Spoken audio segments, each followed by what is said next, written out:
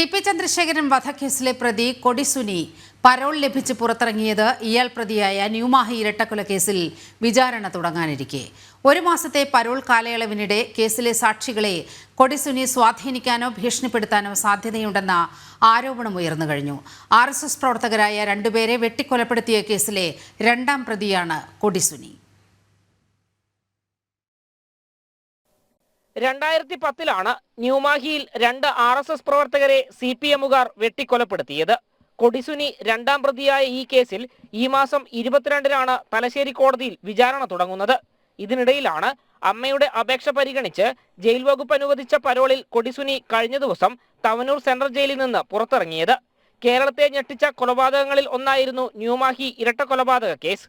ബൈക്കിൽ സഞ്ചരിക്കുകയായിരുന്ന 2 RSS പ്രവർത്തകരെ ബോംബെറിഞ്ഞ് വീഴ്ത്തിയ ശേഷം കൊടിസുനി ഉൾപ്പെടുന്ന സംഘം വെട്ടിക്കൊലപ്പെടുത്തുകയായിരുന്നു.